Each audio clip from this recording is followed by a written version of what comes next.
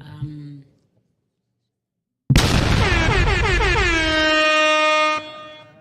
okay, okay. Oh, there we go. Notification.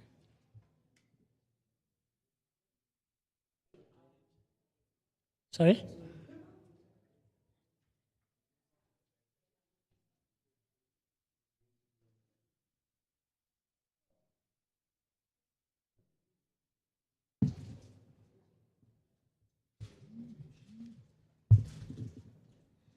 So is there anything that you guys have planned for today? No, it's the same at the store. Okay. With all our At the exhibition? activations, yeah, Ah, okay. with the different units. Oh, I see. With different units? Yeah. Ah.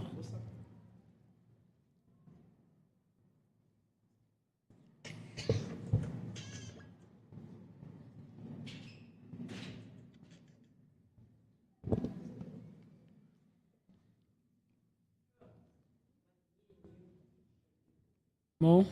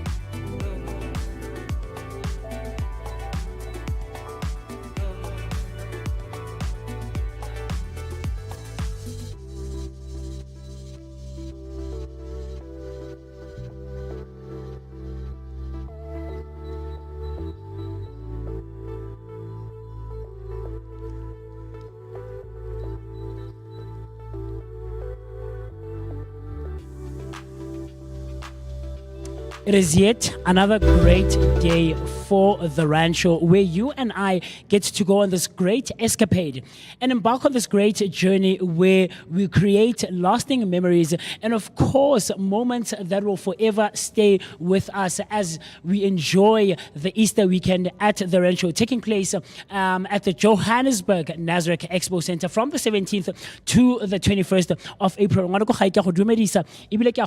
To what really promises to be, your favorite rendezvous every weekday morning, Monday to Friday, on the Vooka Breakfast Show, brought to you by the Blinko Network. But of course, for this weekend, in collaboration with How Batla Media Networks, you're still hanging out with me, the one and only MOOCEE Mist. My name is Musi Mist, and I'm so happy and excited to be in your presence and in your company on this special edition on a Saturday morning, the 19th of April, 2025. But I'm not alone, and I'll never be alone. Of course, the team is joining me. But right now, I'm about to get into a great conversation with the spokesperson of the Johannesburg Metro Police, who is Uxolani Fihla. And he'll just be taking us through some of the things that they, as the JMPG, are doing here over the course of the Randshow 2025. And ultimately, their role in public safety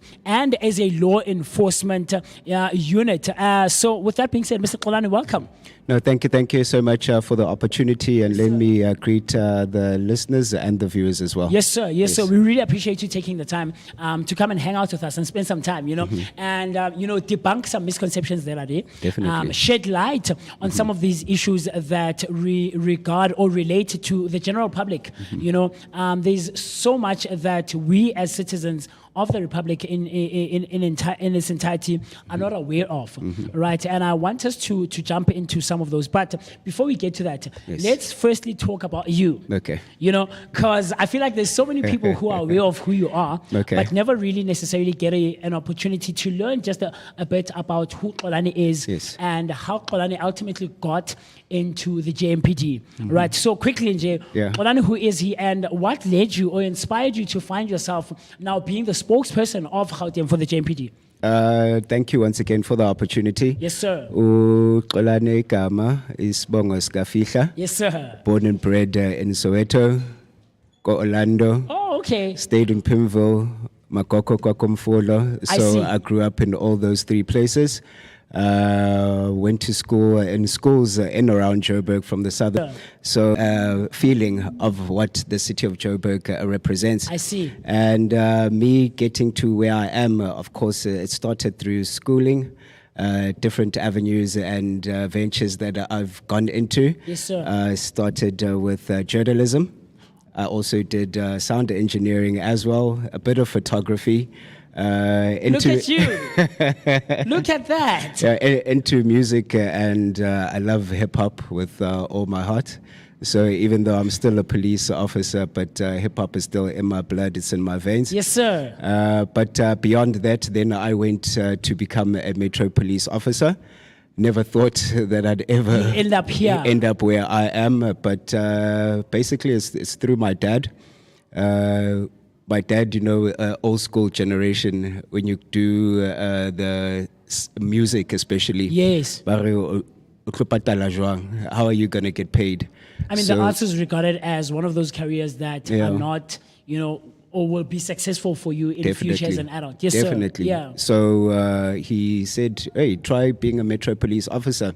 And at that time, I was doing sound engineering. So I said, okay, just to please him, I apply. Yes. I applied, but I wasn't accepted. And deep down inside, I was like, I know, good shot. Pops, you see, it's not working. Didn't work out. But the following year, the post came out again, and he said, no, try your luck again. And I don't know, there was an inclination inside. They said, okay, try and see what's going to happen. I applied. They called me for the physical assessment. I passed. I didn't tell my parents then. Then they called me for the interviews, and I passed as well. And that's when I was like, Dad, do you remember when you said I must apply? And he said, yeah. And then I've gone through. He was ecstatic regarding that. can imagine, of and, course. And that's where it started. And through my career, It's been mostly operational. Yes. And honestly, I never even thought that I'd be in the space that I'm in. But looking back at the experiences that I've had before being a Metro Police officer, I think it is the channel that I was meant to be in. I've always wanted to be on TV, on radio, and look where I am right now. Look at you. It's so interesting and fascinating to find out that there's such, a history of art that's embedded in you, from hip hop to photography to music as well. And being a lover of radio. Because we tend to think that you guys as police officers are just stiff. It's all about policing and law enforcement and enforcing the law and making sure that things work out the way they should. But we tend to be ignorant, I guess, for lack of a better word. True. That you guys are also human at the end, and you had a life before you got into law enforcement, and chances are you had other dreams that you might have wanted to fulfill. Right? Very, very fascinating, and thus I say that people might know you or know of you, but not necessarily really a lot of people get the opportunity to learn more about who Xolani is as an individual. So now let's get into you've gotten into the JMPD, right? And you're progressing, and the years are going over and over.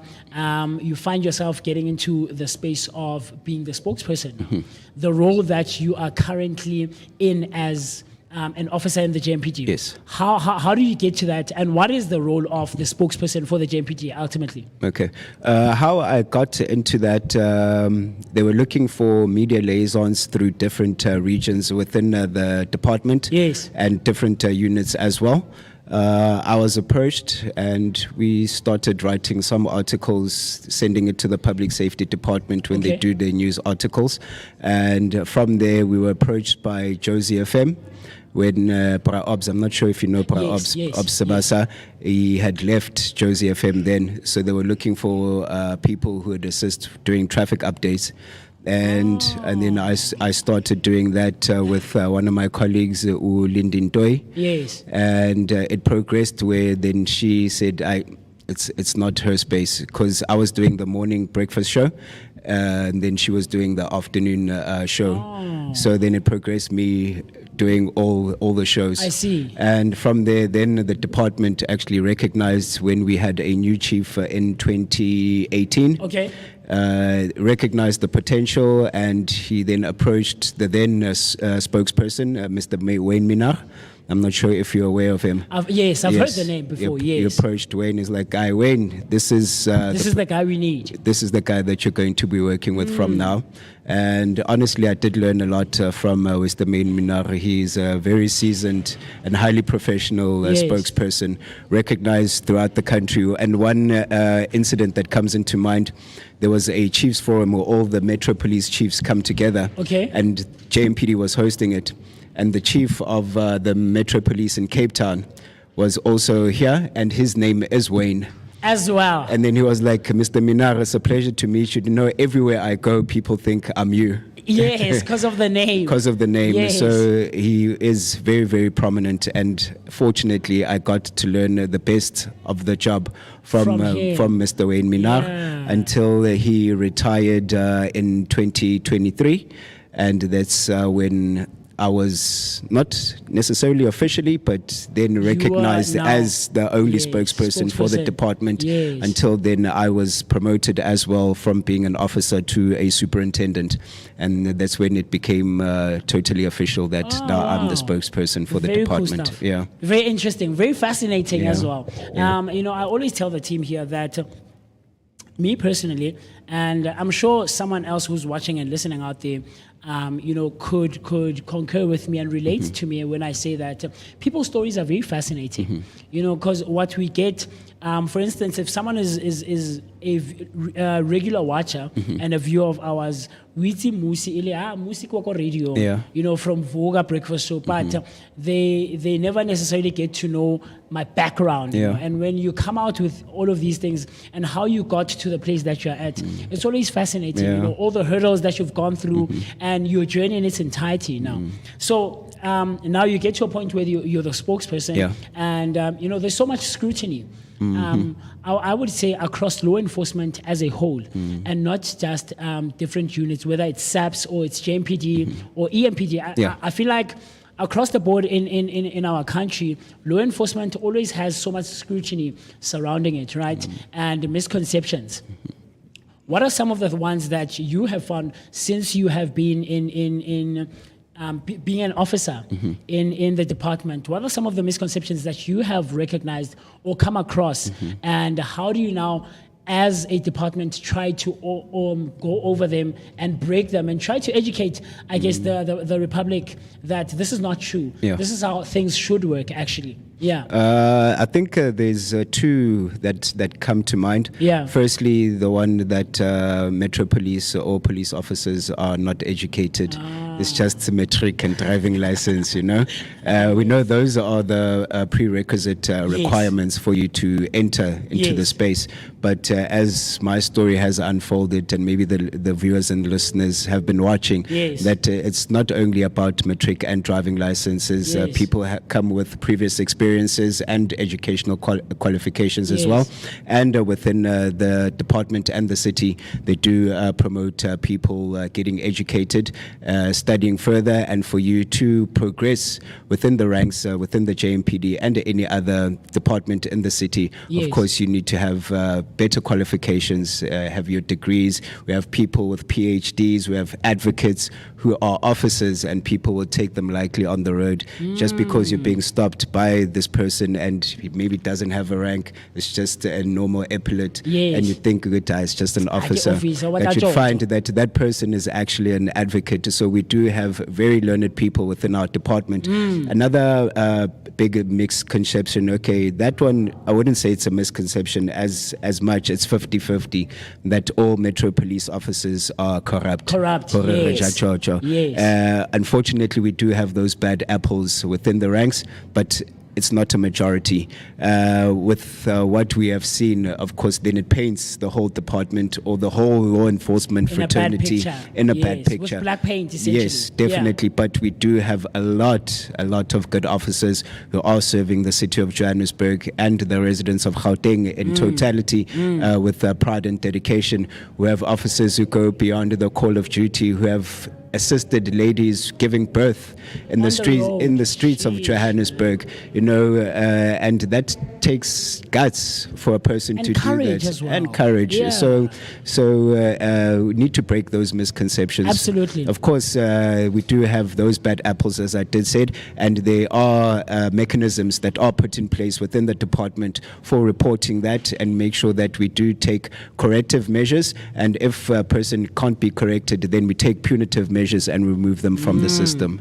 I love how you say that. Yesterday we were in conversation with I think it was the spokesperson of IPED. Okay. And she was shedding light on their role as a department as well, in trying to enforce and ensure that law enforcement officers abide by the rules that they learn and should, I guess, abide by, I guess, at the end of in the its day, entirety, right? At the end of the day, yeah. And I was also in conversation with the regional spokesperson, I think, of the NPA. Okay. And she was also mentioning some of the things that you are saying that, as public servants, I guess, there's this thing where the general public tends to think that these people are not educated. So how do you guys, as public servant departments and officers, now correlate and work together and try to have so much synergy that that makes sure and entrusts that the greater public is served accordingly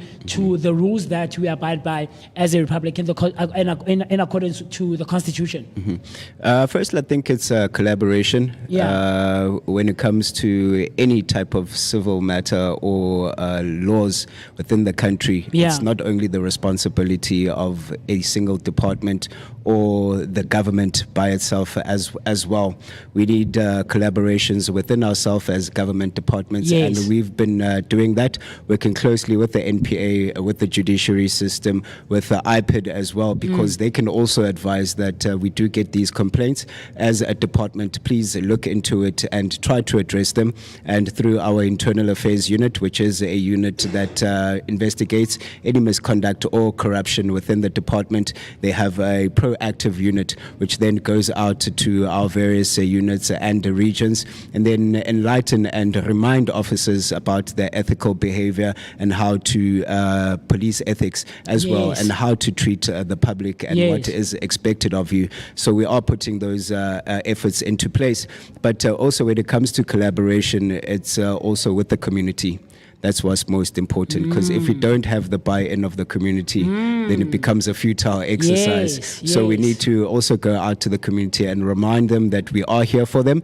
But if they do feel that they have any grievances, they can easily report either anonymously or in whichever way they want to. They feel comfortable. And then we as a department have that duty and be accountable that we heed to that call and take a proper action. And I'm reminded of what we spoke about with the lady from NPA, that they work tirelessly to ensure that they instill so much confidence in the communities and to the public in general, that we are doing our jobs, guys, and we have an open door policy where you can come in, like you just mentioned, and lay those complaints, and we'll take the necessary steps and measures to ensure that this never happens again. You know, very interesting, very interesting. So now, you guys are here at the Randshow this year, right? And with the Randshow comes now even ultimately the weekend that it is, or these 5 days that are celebrating all these kinds of things. We know that there's pilgrimages that are being taken. People are going out of the province. People are coming in the province. It's hectic and it's too busy, right? And we see the visibility. It's there. But what is the role now, ultimately, in its entirety, of the department in ensuring that there's safety on the roads? People are abiding by road rules and are making sure that they display so much of a high level of road safety and all of those things. What is the ultimate role of the department in ensuring that on the roads, even here at the Randshow? We do have operational plans that have been put in place, and especially for a busy period like the Easter season. And through that, we have a visible policing throughout the city of Johannesburg. We know that visibility of police is definitely a deterrent, not only for criminal matters, but for you to abide by the rules of the road. When you do see those blue lights and the yellow and blue car, the orange and blue car, make sure that you've got your seatbelt on. I'm not using the cell phone, so it does become a good deterrent. But secondly, through targeted operations as well, through roadblocks at hotspots where maybe it's been identified as a high crime area, or it's been identified as a spot for many accidents, or for drunken driving as well. So we have those targeted operations as well. But thirdly, it's also collaboration with other law enforcement agencies to make sure that we do have a greater reach throughout the community. One thing, unfortunately, is at our disadvantage. If we are working in silos, we don't have enough manpower. Let's say JMPD only had to deal with issues within the city by itself. We don't have enough boots on the ground to make sure that we do cover the whole city. So we work closely with other departments like the South African Police Services, like the Department of Community Safety in Gauteng, with the traffic wardens Amapanyaza, but also with the Gauteng Traffic Police as well, so that we do have a greater reach throughout the city and the province. And thirdly is through educational campaigns. We are going out to the JMPD has a community outreach unit which goes out and does educational campaigns, awareness campaigns as well, to highlight road safety, but also to highlight any other issues that we are having within the city of Johannesburg. And last but not least, it goes back to collaboration with communities, having community engagements and finding out their challenges, and as the JMPD and other entities and different departments within the province, making sure that we do deal with those issues. Easter period, Yes. definitely very, very busy on our roads. So that's why we are encouraging people to be safe. And statistically, it has been proven that we do see a lot of fatal or serious accidents happening during this period. Yes. So with those mechanisms that are put in place, making sure that we do reduce fatalities and making sure that people are safe as well and abide to the rules of the road and the laws of the country. Now, let's talk the role now that you are solely playing here at the Randshow, right? And with even outside of the exhibition that we are seeing on our screens right now, right? Because I see so many public offices and public services being exhibited at Hall 5, if I'm correct, yes, right? Correct. You guys are out there, you're exhibiting, but what is the ultimate role? Because there's so much visibility even outside, like you mentioned, and I guess the general one that, or what someone would maybe perhaps describe as the obvious one is visibility in terms of just to try and ensure that safety is there and people are adhering to the rules. But over and above that, the role of the JMPD here specifically at the Randshow, what is it? Because I saw even yesterday the choir was here and some high-ranking officers were also here. So what is the role? Because someone is here at the Randshow wanting to have fun and is seeing you guys and is wondering, what is Qorani doing here? You should be out there ensuring that there is safety over this period on the roads and stuff like that. But you guys are here at the Randshow coming to enjoy. So how do we make sure that the people have the correct information and knowledge with regards to the role that you guys are playing during this period and your stay at the Randshow? Yes, I think it goes back to our community engagement and public participation. So we are essentially here at the Randshow to showcase what the JMPD and the City of Johannesburg Public Safety Department is all about. Yes. It's trying to break those misconceptions for one, but also enlighten our community of the different roles and different units that we have within the JMPD, because most people would say JMPD and say, Kidi Traffic Corp, they only stop cars and Bangwala Ditigiti. But our roles are bigger than that. When it comes to the JMPD and any other Metro Police Department in the country, we have three core functions, which is crime prevention, traffic management or traffic enforcement, and bylaw management or bylaw enforcement as well. So with the community coming to the Randshow, they'll get to learn more about that. We've got our events management unit. It is a unit that works closely with the City Jock, and when people want to host events within the City of Johannesburg. So we are here to teach people what are the proper processes, because people sometimes without informing the city, but not knowing there's certain processes that you need to follow, not just to be harsh on you, but to follow. It's to ensure safety, I guess. To ensure safety at the end of the day. And it goes back to past events where people have been hurt and who would be accountable for that. And responsible for that. So those processes are put into place that we avoid any people getting hurt, but also following the safe strict measures and people of being safe. We've also got our anti-corruption unit, which is the internal affairs unit, where people can then report any misconduct or corruption within our offices. We've got our alcohol evidence centers. Those they deal with the drunken driving roadblocks that we see on a daily basis within the City of Johannesburg. And to highlight drunken driving, unfortunately, it is one of our biggest concerns, because on a week-to-week basis, we arrest over 100 motorists for driving under the influence of alcohol.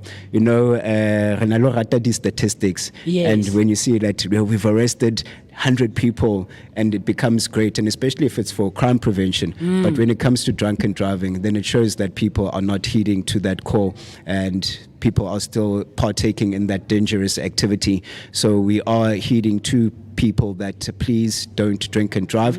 The consequences of that is either being involved in a serious or fatal accident or being arrested, and then you might have a criminal record, and it'll impede you of having further future job opportunities. So we are pleading for people to avoid that. But the other units that are here as well from the JMPD, we've got our community outreach unit, which is responsible for the education and awareness campaigns. And we're also joined with our licensing department. So if you want to renew your driving license, if you want to renew your license disc as well, you have the perfect opportunity to do so here at the Randshow, and also pay for outstanding traffic fines. Because someone might be here. You know, I was telling our content producer, right, earlier before you arrived here, that my license recently, as recent as February, for the second time, expired now. You know, and I heard that you guys are out here also doing that process of license renewals and disc renewals and things of, and paying your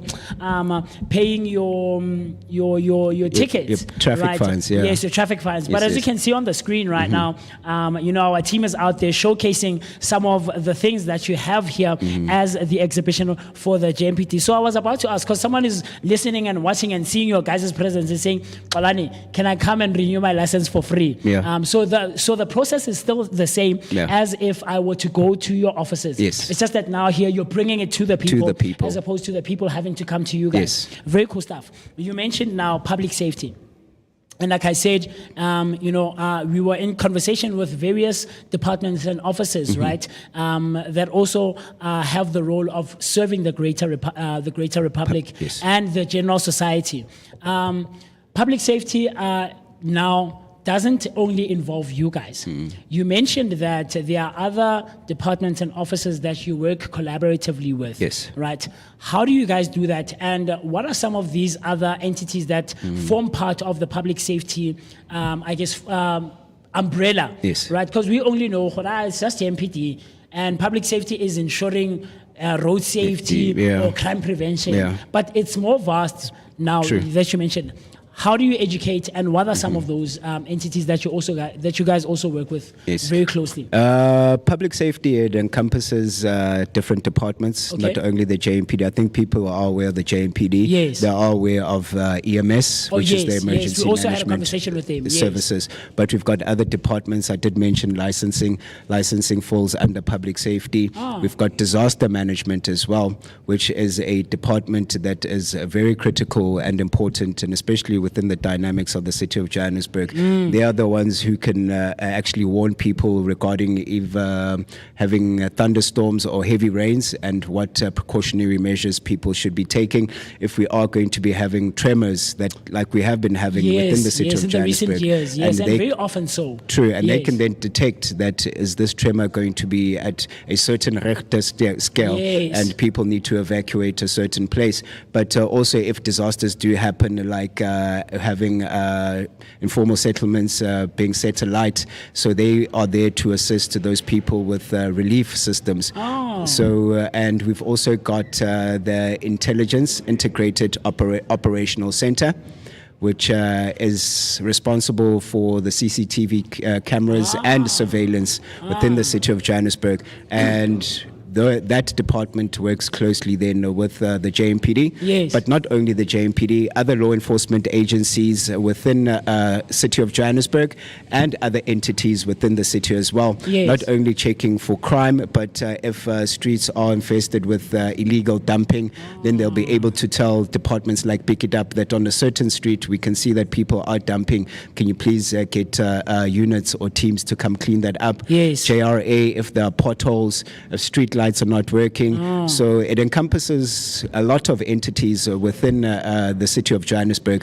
But then when it comes to definite crime prevention, then it works closely with the JMPD. But then because I'm picking up 5 now that you mentioned, right? There's the JMPD, there's the EMS, there's disaster management, licensing, and then the IIOC. You mentioned that off camera that it's integrated intelligence operational center.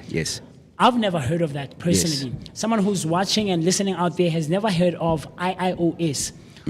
how closely do you work with all of these other 4 entities, and what is the process that you guys take to ensure that public safety is experienced at a high-ranking level and functionality? Because one might think that JMPD doesn't work that closely with EMS. We only see them if there's a very fatal accident. And one of the representatives we had here,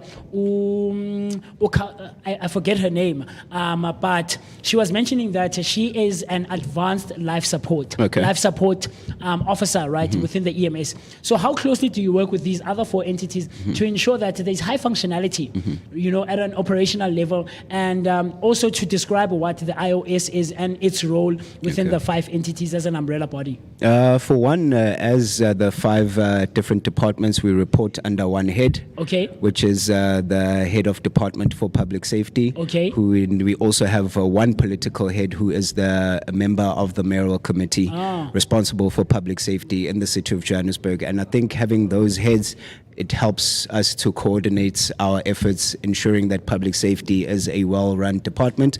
But when it does come to either emergencies or service delivery issue matters, then we work closely with each and every department. As you did say that with the EMS, if there's fatal accidents or serious accidents, we are there together, ensuring that the scene for us as JMPD is secured and for them to take care of any injured persons. But and then it goes beyond that as well. Building inspections, we go together there. If they're checking for illegals, puzzle shops, we go with them there as well.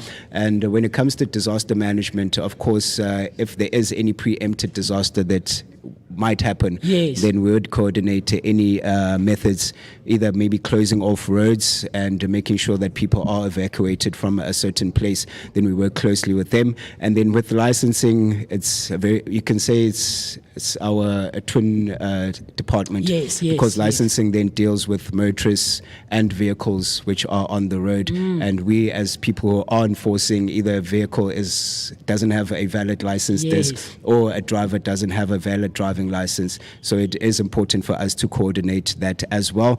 But when it comes to the integrated Integrated Intelligence Operational Center, the IIOC, it goes back to surveillance and whatever criminal activities that are happening in the city of Johannesburg, that we do have quick responses and people are brought into book.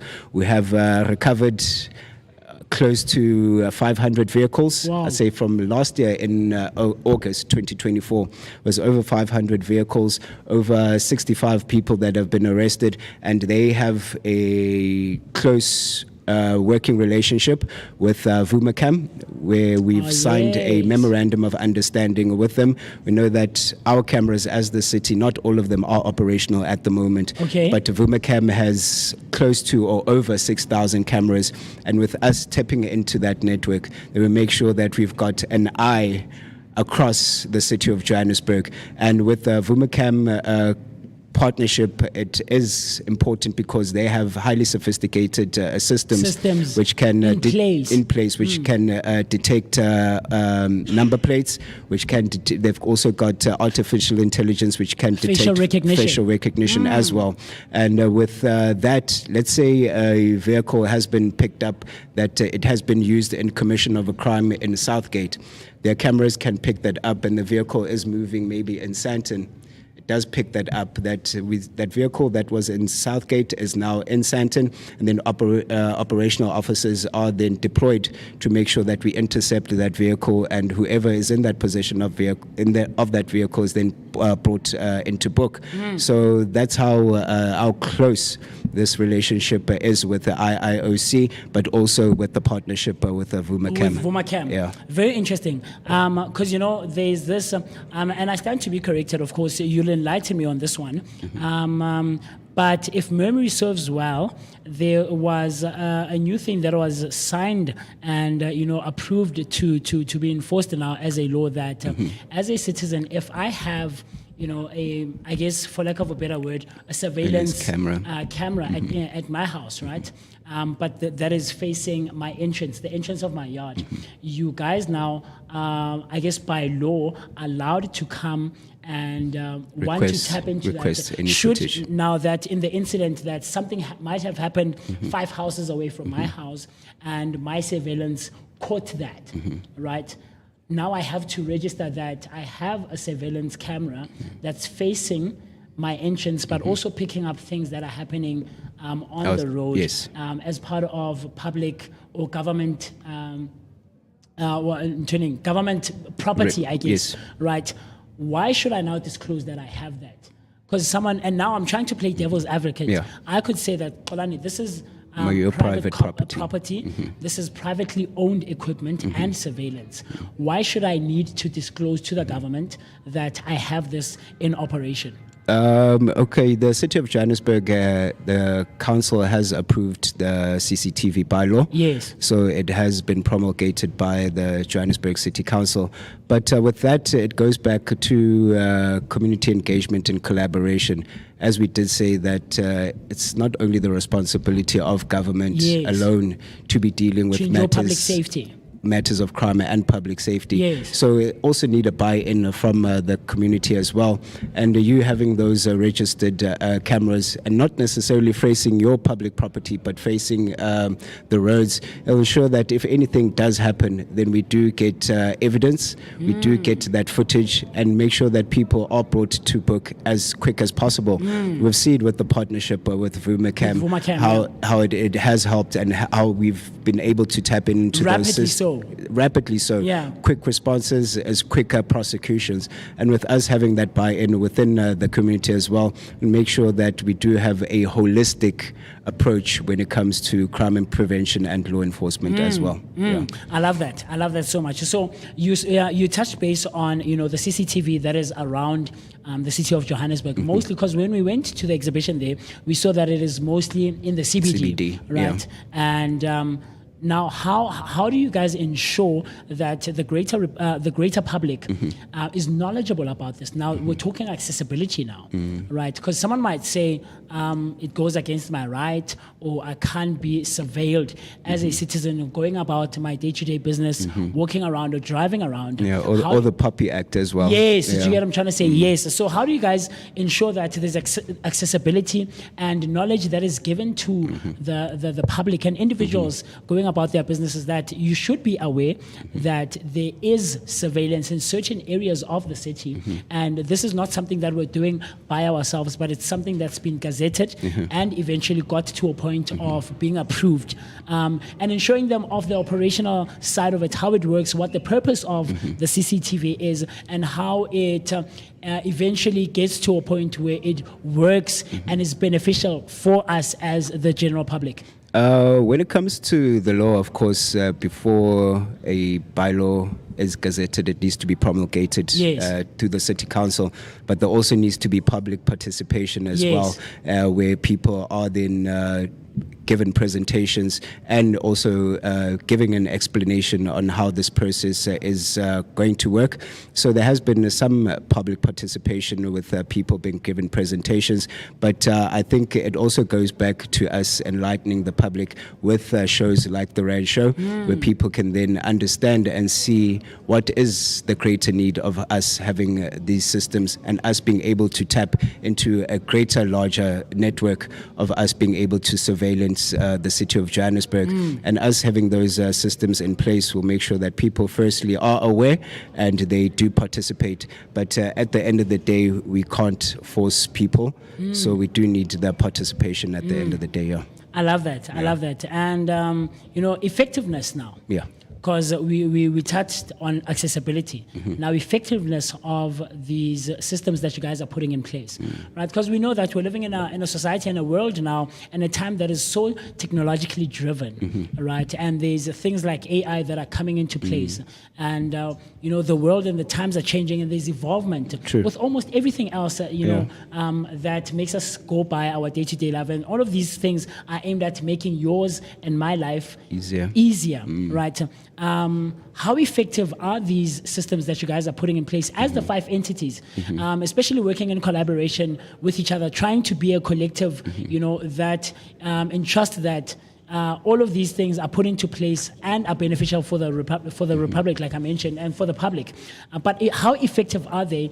Does it go through a process where you guys, pilot it and see if it will be beneficial and it will operate at a high level high functioning level? Okay. Or is it a thing that you guys just roll out and go with it and wing it and see if it will work or if it doesn't?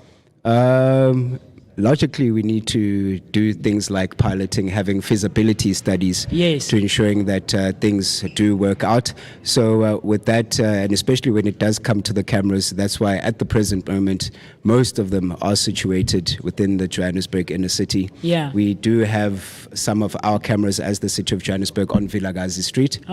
But with that and feasibility studies, people are now interested and asking, why are cameras only in the CBD? Why are they on Vilakazi alone? Yes. So now it does show that there is interest when it comes to that.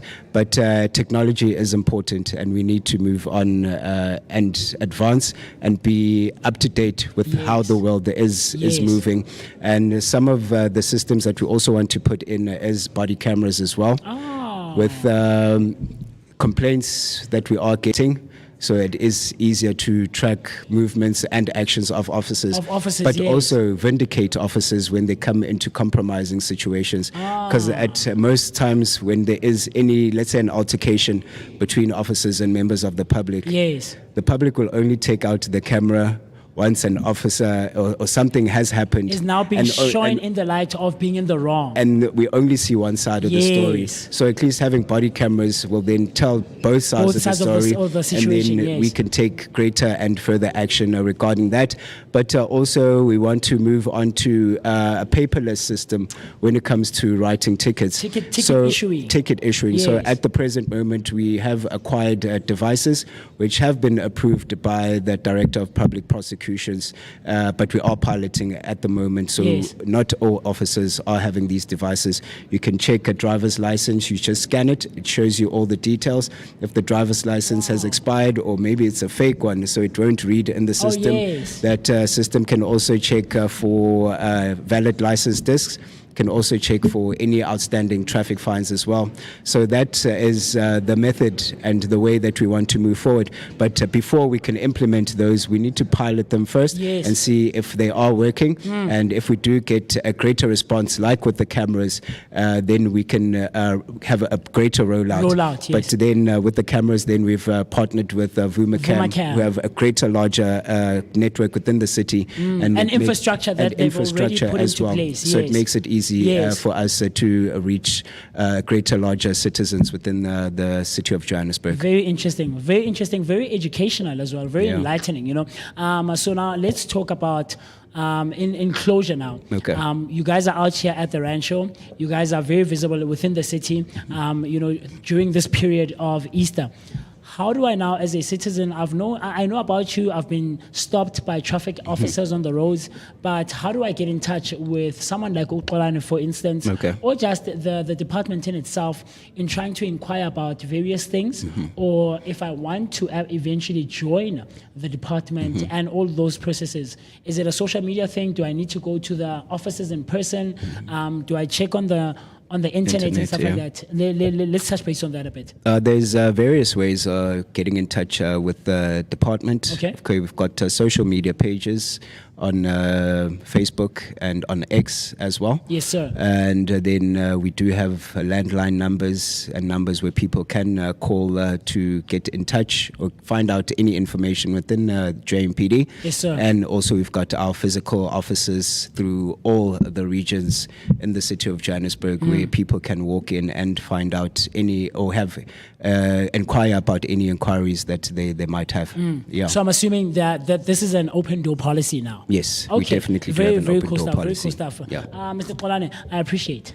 Thank I you. appreciate you've shared so much knowledge and you. information, and you've debunked some of these misconceptions that we have as the general public. Yes. And we appreciate your time, because I know it might not have been the easiest of things. You mentioned that off camera, you guys are doing so much here at the Randshow. It's not just about being visible and coming to showcase and exhibit, but it's also about trying to give so much knowledge and information to the general community. public, and inviting them as well to say, come in, we want your participation, we want to Definitely. collaborate with you guys, and entrusting that we have a high functioning level of crime prevention, of abiding by the rules on the roads, and all of these things that the JMPD is involved in. Thank you, we appreciate, man. And hopefully we can have an extensive conversation about these other things that you guys might also want to shed some light on, and ultimately educate and inform the public in its entirety. So thank you. We appreciate it. No, thank you so much. That Thank was you so Polani much. Fihla hanging out with us right here on the Vooka Breakfast Show, brought to you by the Blinko Network,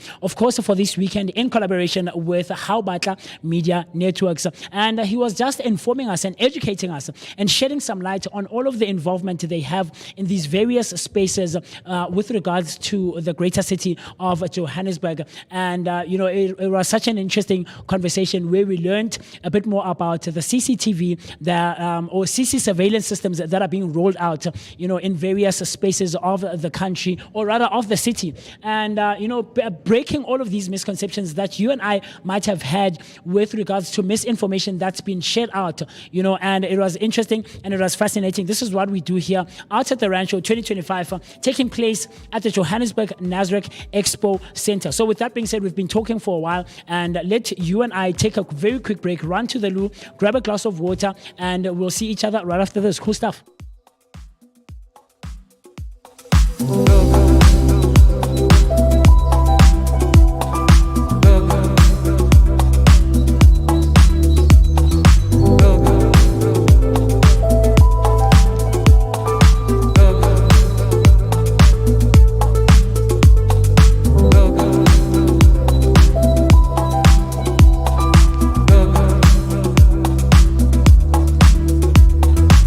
go.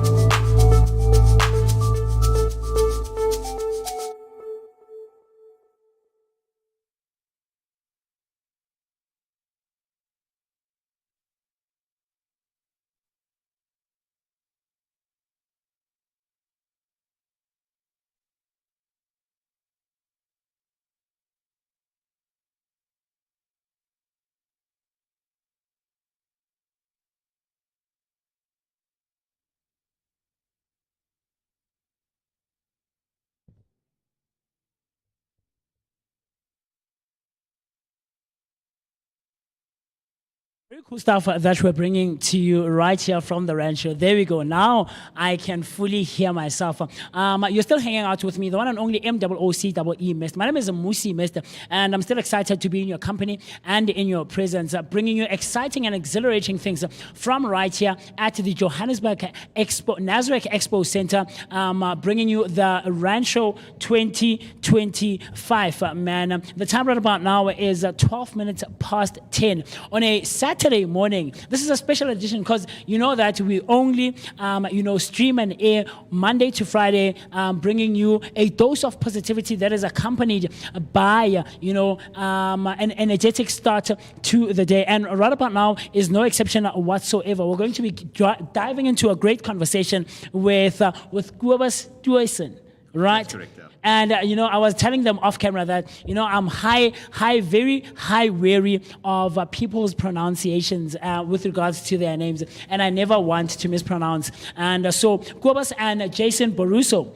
are going to be in conversation with us about the space of ozone therapy and what it entails and what it actually means, where you and I might not necessarily be informative or knowledgeable about. They're going to be trying to shed so much light, give us information, and ultimately share knowledge within that space and their involvement, how they got into it, and what they would like you and I to take away from it. Welcome, gentlemen. Thank you so much. Welcome. We appreciate you guys taking the time, to hang out with us and, shed some light on the space that you're involved. So I am going to ask one thing, right, before we continue. I want you guys to have such a close relationship with the microphone, because once it's here, Okay. It picks up. There we go. If you're closer, then you and I can hear each other clearly, and everyone else who's listening and watching can get, the audio very clearly. Welcome once again. Thank you. So, Jason is the director, right, of Kobus, is the director of the aqua ozone therapy, right, and Jason is the franchise owner. So quickly, let's try to get into who Jason is, who Kobus is, and how you ultimately got into the space of ozone therapy. I don't know. Any of you can go first. Yeah, Musi, thank you first of all of having us. Yes, sir. I think it's a journey that started 27 years ago. 27? Yes, correct, yeah. Sheesh, man. I think that's as old as some of the guys that we have here on the technical side. Yes, sir. So, yeah, I think it's an interesting journey. Years ago, the company spent millions of rands in R&D, research and development. And development, yes, sir. And what we saw years ago is that the future is health. And COVID confirmed it. Definitely, absolutely. I think most listeners will agree, since COVID or after COVID, everybody thinks different Yes. about health. Yes. So let me ask you a question, Musi. Yes. The richest person in the world, who's that? I mean, growing up, I'll tell you, and I could be wrong. I don't know now, currently. But growing up, we used to be told that Bill Gates was the richest person. This is over 10 years ago. I think even over 15 years ago. But right now, we've seen other, I think, who's the guy from South Africa? Elon, I think I would argue and say he's probably in the top 3, if not the number 1 person who has probably the most money in the world. Yes, sir. Okay, so Musi, I'm going to give you something to think about, and I'm going to ask you the question. Do you agree with me? Sure. So the richest person in the world is a healthy person. Think about that. No, not necessarily. Think about that. I don't think so. You can have all the money in your bank account, yes, but if you lost your health, I mean, look, someone could debate and argue and say, look, Kobus, the richest person out there can, or has the affordability or the luxury of, getting the best and high functioning level of healthcare, right? He might not necessarily be the healthiest person in the world, but he sure does have, accessibility to the most expensive and the greatest healthcare out there. So I don't know. What would you agree with that? No, unfortunately you wouldn't. not. No. Now, out of experience, definitely not. And, okay. And let me tell you why I say that. You see, you can, as I said, you can have all the money. Okay. Yes. You can have the best medical aid, but what does a medical aid do? It will only pay for the cost. Health services. Yeah. Yes, sir. But a medical aid can't treat anything. It can't prevent anything. Yes. So if you've got like many of our clients, let's say you've got a serious health problem. Let's take for example diabetes, or we take cancer. What is your medical aid going to do? It's going to pay for the treatment. It's going to pay for the cost. But a medical aid doesn't prevent anything. If it makes sense what I'm saying. So, can you hear me? Yes, I can, Okay. definitely. So what I'm saying is that, if you have stage 4 cancer, for example, Yes. you can have all the money, But it's it not, won't cure it's, it. it's not going to cure it. Yes. So that is why we always say and we believe that the richest person in the world is a healthy person. We've seen many, many times where people will spend a lot of money, on luxuries. And they will only put value on their health once something serious has happened. And that's the mindset with a lot of people. So what we try to do as a company is we want to make people aware how important your health is. If I would say you've got a loved one, Musi, I don't know who you love the most. Maybe Yes. it's one of your, if you've got a child or a partner, whoever, Yes. or a mother or a grandmother. But if you had a choice between R1 million in this hand and their health My in the loved other one hand, any day. see, that's the thing. Yes. Money can only take you that far. Yeah. But one's health is so important. So let's get into, how now you got into the space and eventually developed the Aqua Ozone Global, right? Because now you're saying it's been a journey of 27 years, being invested in the space of health and ensuring that people are so aware of it and there's enough noise being made about it and light being shown on it. What is Aqua Global, Aqua Zone Global, right? And how is it beneficial for someone who, like me, has never heard about ozone therapy? Yeah. Okay, good question. Thank you. Yeah. So first of all, we specialize in oxygen therapy. Oh. Now, ozone is a supercharged oxygen. Okay. It's a higher form. It's the highest form of oxygen that you can give the body. So just let me explain quickly why is oxygen so important. Yes. So think about it, Musi. If you're in a big car accident and you are fighting for your life, Yes. it's 50-50. Absolutely. At the scene, when the paramedic arrives to try and save your life, what is the first thing that the paramedic will give you to try and save your life? Oxygen. Oxygen. Absolutely. A ventilating system. Yeah, like A ventilator, but yes. but it's not the oxygen that we inhale. So why not the oxygen that we inhale? It's too low. Okay. So what they give you is a higher form of oxygen. So the question is, why does the paramedic give you immediately oxygen? You see, the moment when your body gets more oxygen or a higher form of oxygen, Yes. think about it, your body can recover itself a lot quicker. The same with a heart attack, a stroke. What will the doctor or the hospital give you to try and save your life? They give you oxygen. Oxygen, yes. There is nothing that works faster or better than a higher form of oxygen to the body. So what ozone is O3. It's 3 oxygen molecules. Okay. Where normal oxygen is O2 with 2 oxygen molecules. So we specialize in the highest form of oxygen, which is ozone. That's what we specialize in. Now think about it. If oxygen has the power to save your life when it's 50-50, you are fighting for your life. Let me give you another example before I carry on. Musi, let's say you're in a hospital. Yes, sir. You're fighting for your life. Okay? What is the only thing in the hospital, in the ICU, that's keeping you alive? It's oxygen. Yes. And if it gets to a point and it's extreme, the machine breathes for you. Correct. Yes, yes. So think about it. Let's say that machine that keeps you alive, the oxygen. Yes. If you would close that, let's call it that tap, okay? Yes, and the valve and The valve. yes, and What's you going close to it happen? off. What's going to happen? You're going to die. Man. Yes. So the only thing that keeps you alive is oxygen. Sheesh, man. The only thing the best way for your body to recover itself or to fight for your life is they will give you oxygen. So if that is the power of a higher form of oxygen, imagine we can bring this higher form of oxygen into your house while you are bathing, while you are showering, in your bedroom before you go to bed for kids, okay?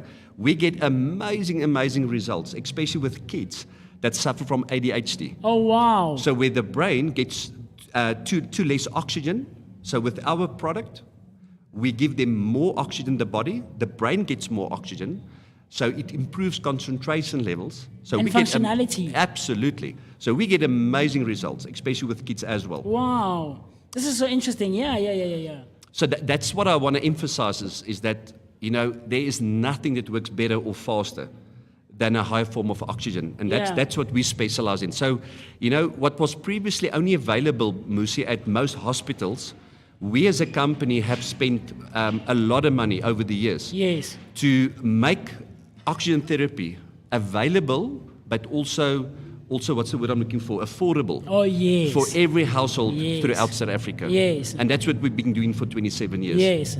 Now let's talk about the health benefits, right? Because you touched base on when someone isn't getting enough oxygen in their lungs and in their brain, of course, and very fascinating to find out that even for someone who's on the spectrum, a child who's on the spectrum and is suffering from ADHD.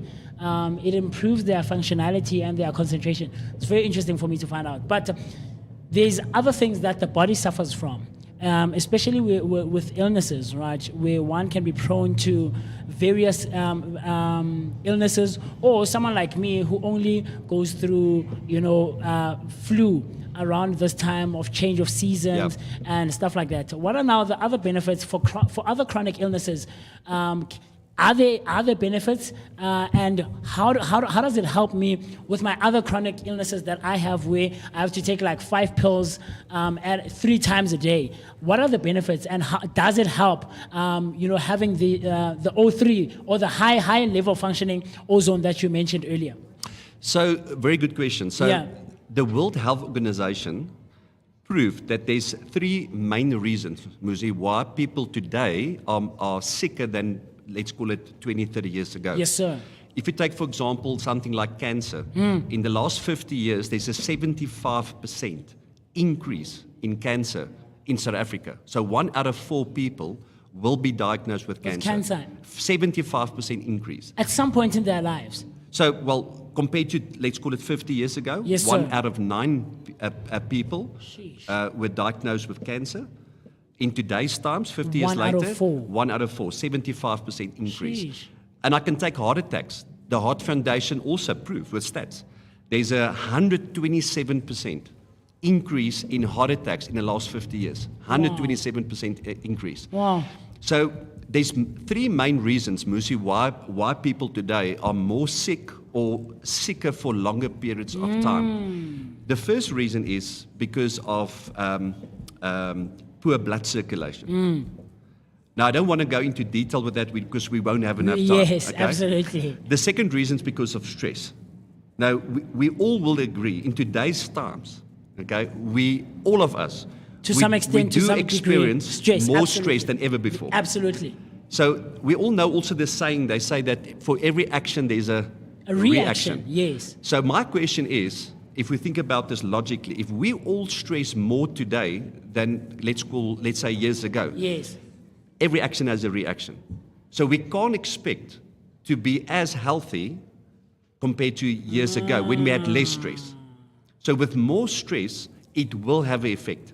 And then a third reason is because of lack of oxygen on the cellular level because of air pollution. So that is the 3 main reasons why we are more sick today.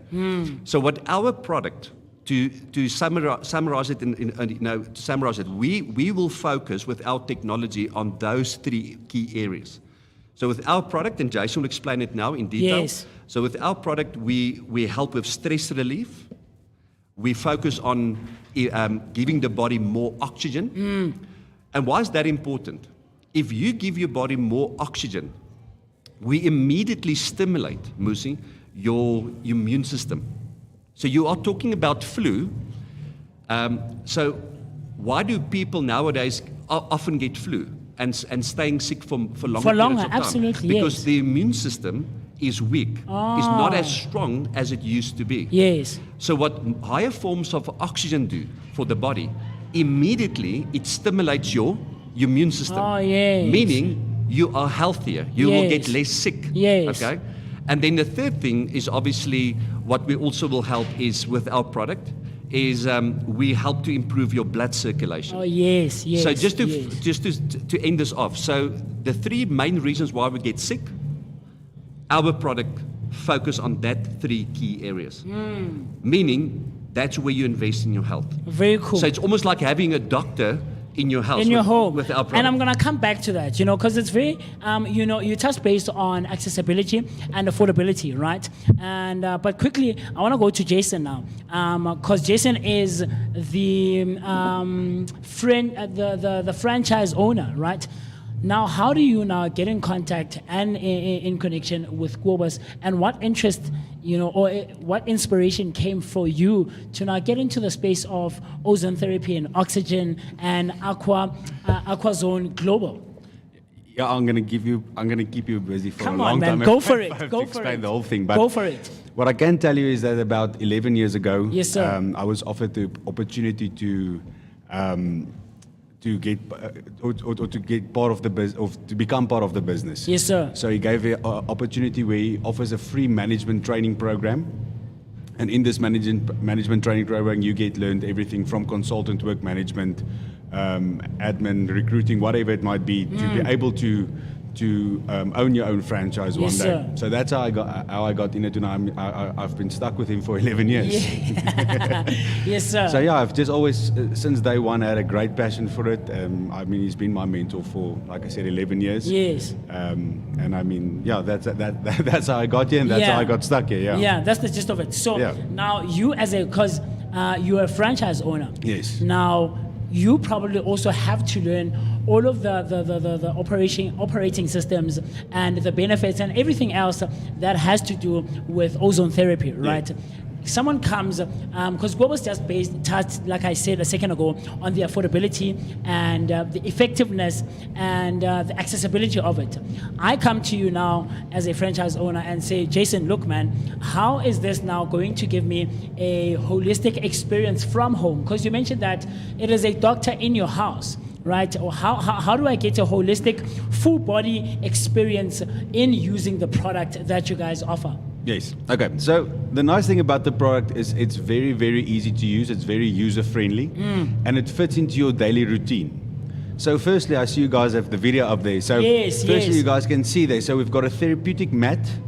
You'll see there's an ozone generator, which is on the other side, which produces the ozone. It's pumped through the pipe and then into that therapeutic mat that you put into your own bath in your house. So you're turning your own bath into a portable health spa. Wow. So that mat has 170 jets. It stimulates more than 200 pressure points on your body at one time. So you're getting a full body massage from your toes to your neck. This is crazy. Yes, sir. Yeah. So I always tell people it's kind of like if I have to put into your imagination, imagine I tell you to go lie down on the table and I'm going to have 17 people massage you at the same time. Imagine that. Absolutely. I can see it now. I'm seeing it, the relief that the body will get. Exactly. Yeah. So now you go back to what Kobus says. Now, if 17 people have to give you a massage, there's no way you can be stressed after that. Yeah. Okay, the first thing you're going to do is you're going to climb into bed, you're going to sleep. And sleep.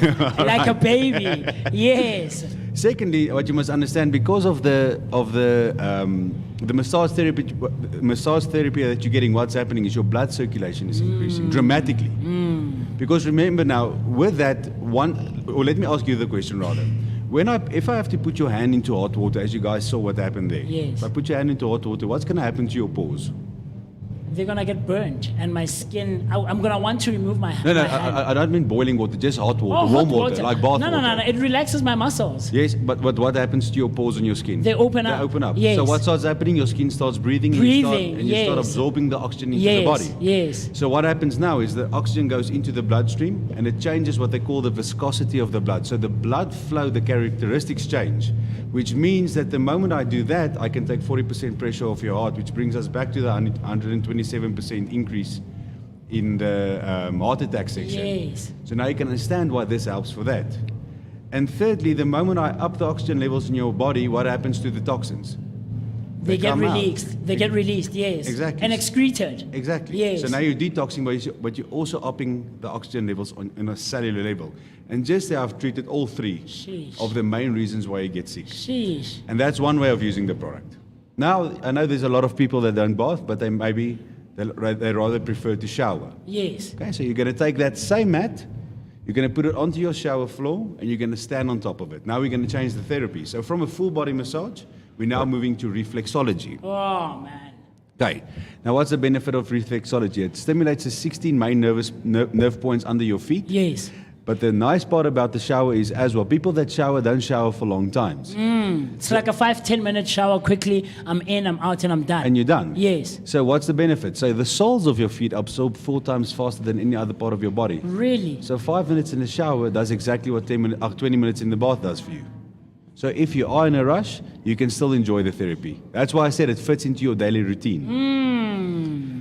Thirdly, now I can put the oxygen, the medical device, I can put it inside of the room. Let's forget about the mat and the pipe. Yes. Just a medical device inside of your room. So what happens is I put the ozone into the room, kills bacteria and viruses in your room, and it oxygenates your room. Yes. So what's the benefit for you? Quibber spoke just now about kids that are struggling with ADHD or Yes, ADD. yes. So what happens is the moment that you start breathing in quality oxygen, the higher form of oxygen, the moment it goes to your brain, what happens now? The brain High starts, functionality. Yes, and it of starts the brain. to relax. Starts breathing. Yes. Exactly. Yes. So now it helps to calm them down. It helps them to concentrate better. But there's also stimulation happening. Exactly. Yes. And while this is happening, remember there's a lot of benefits. You're building your immune system, blood circulation is increasing, stimulating the brain, increasing the lung capacity, so you're breathing in deeper. So all the same benefits as what I've explained just now in the bath, just while you're sleeping. Sheesh. So it's with a shower, with a bath, and just if I'm hanging out in my room, In your room. and going about my day-to-day business and operations, essentially. Exactly. Sheesh, that's crazy, man. As you were just seeing on the screen, they have a very cool exhibition happening right here at the Nazareth Expo Center, where they are shedding light on all the benefits of ozone therapy. And already I'm excited. I feel like I should go there and check it out for myself. So, but now. You mentioned that it fits into my day-to-day routine, Yes. right? I want to get it now. Is it that I go to a normal Checkers or ShopRite or Game and I can get it there and it's affordable, or now is it only for a specific group or target market of people who say, no, this is for us. A Musi who works at the radio can't get it, or a Kobas who's a franchiser, or Jason who's a franchiser of Chicken Licken or whatever, or whatsoever can't get it. How accessible is it, and how affordable is it? Because Kobas did touch base on that earlier on.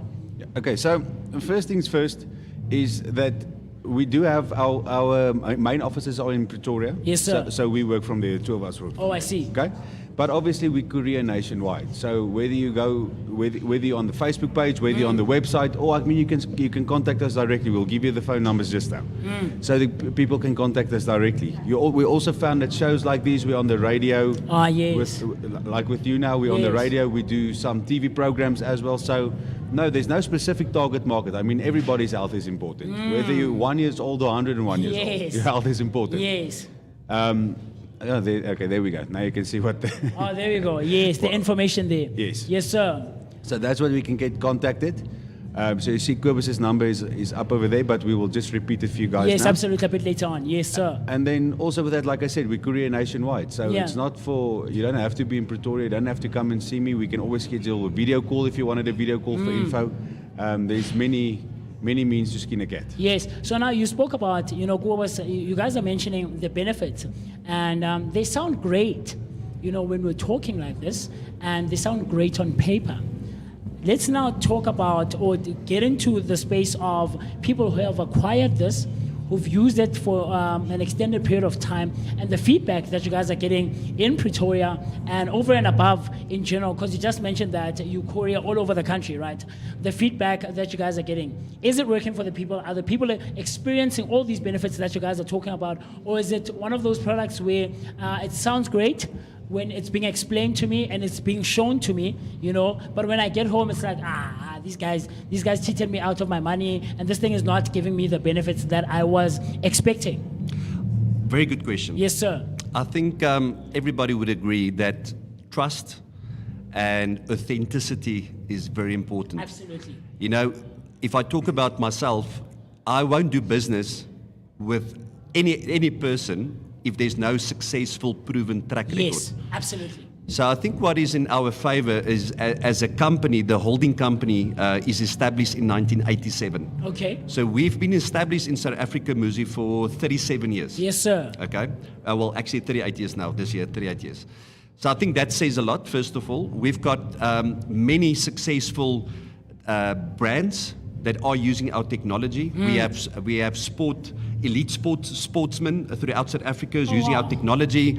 I just want to mention a few. Yes, absolutely. We've got obviously in rugby, if I can just give an example. Sure. We have Springbok rugby players using our technology. Siya Kolisi, Nice. I can name a few of them that are using our technology for many years, and where they get the benefit from our product is to speed up the recovery process. Especially in sport, it's all about, when you get an injury, in sport, it's not about if you're going to get an injury, it's about when. Absolutely. Exactly. Yeah. And when you get that injury, it's all about speeding up the recovery process. So as a company, to answer you, been in South Africa for 38 years. I've been part of the company for 27 years. I think that says a lot. Secondly, is the question is not about if the product will it work or won't it work. It will work, because we talk about oxygen. Now, I remember when I was a youngster, Musi, and I think most people can relate. When you're a child and you get like you fell and you hurt yourself, or you had like an open wound. Yes. You would go to Granny and ask Granny or your mother to put on a plaster. A Band-Aid, yes. Yes.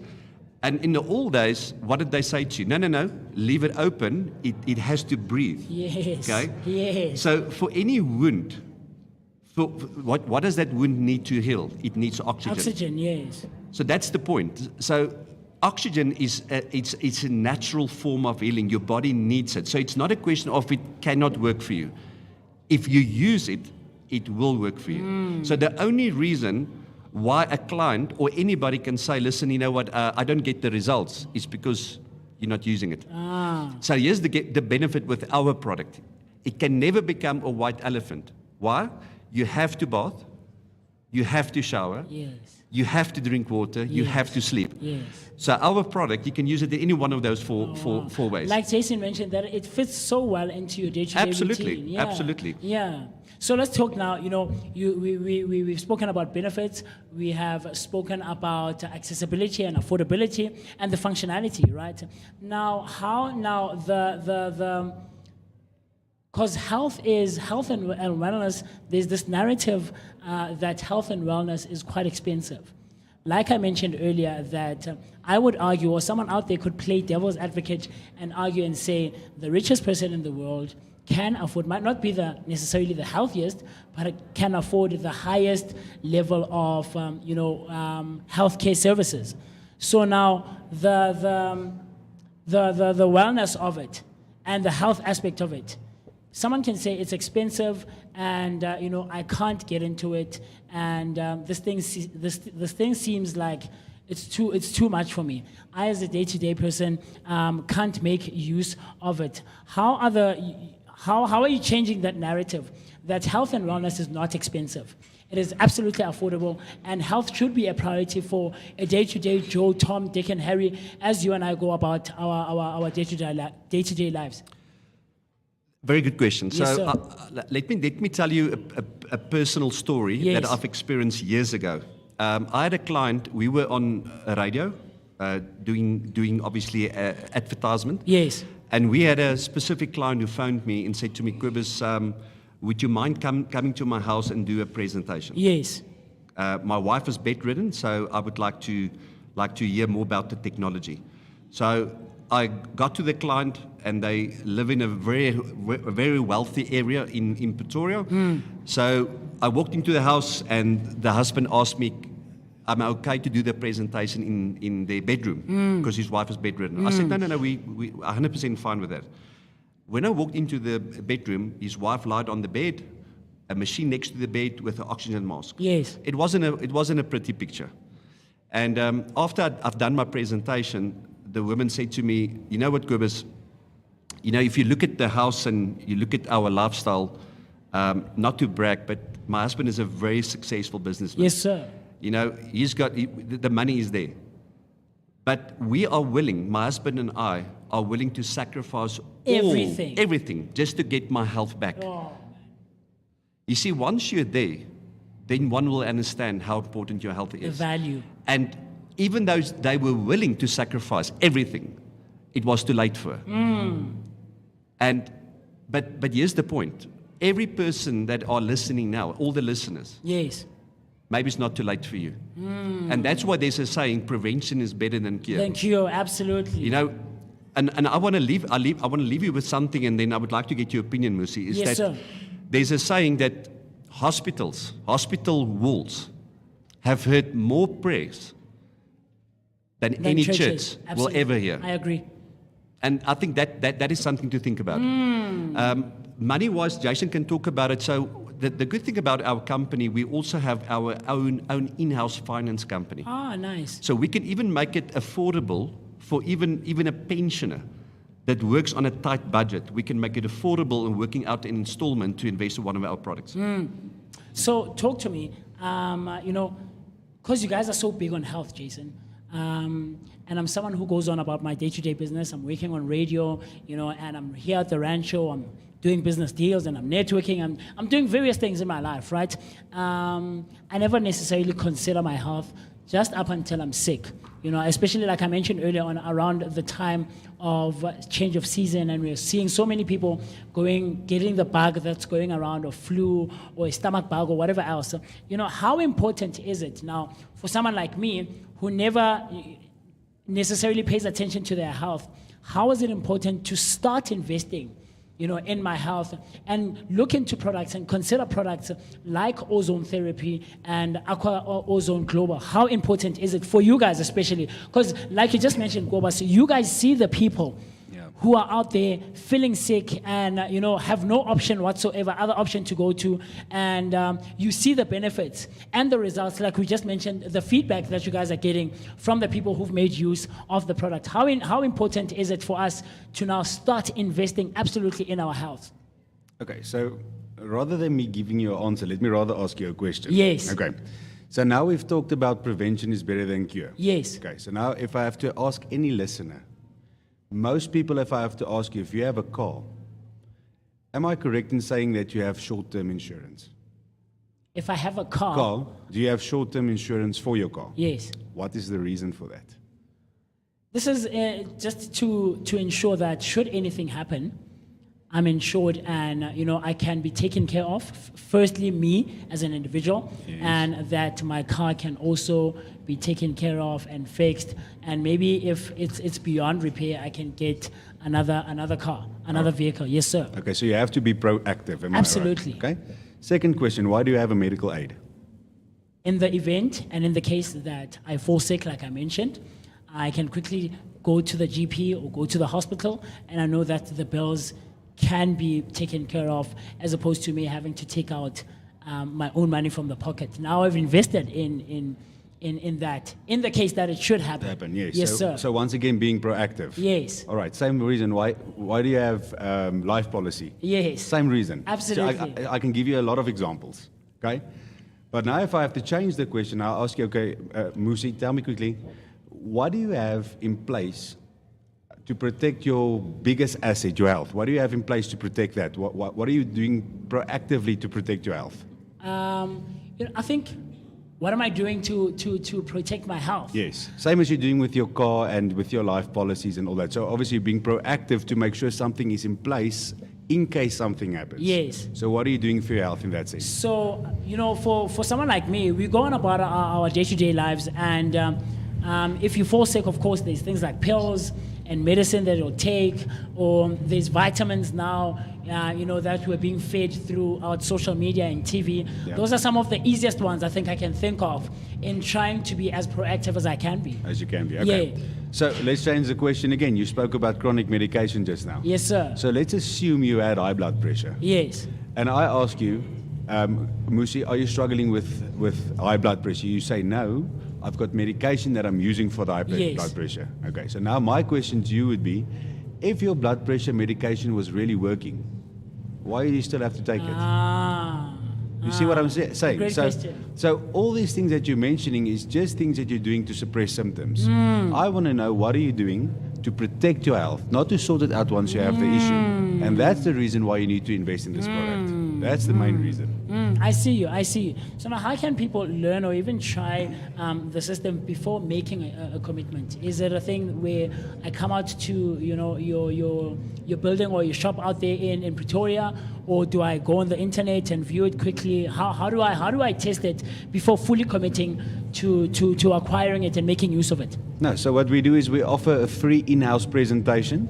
So any client can inquire and we can set up a professional appointment where they say, let's say, I'm available tomorrow at 6 o'clock, and I send one of my professional consultants to them, where the consultant will firstly answer all their questions, and then secondly, as with buying a car, take you for a test drive. So they will take the product with you and you can test it out firsthand. So you'll never have to make an uninformed decision. We will always give you the opportunity to make a fully informed decision. So now the things that we're seeing on our screen, are these some of the products that you guys offer? Correct. I'm seeing lotions there. I'm seeing, did I see a soap? Or I'm seeing sprays and things of the sort. So these are some of the things that one can get from your guys' product and company, essentially. Yes.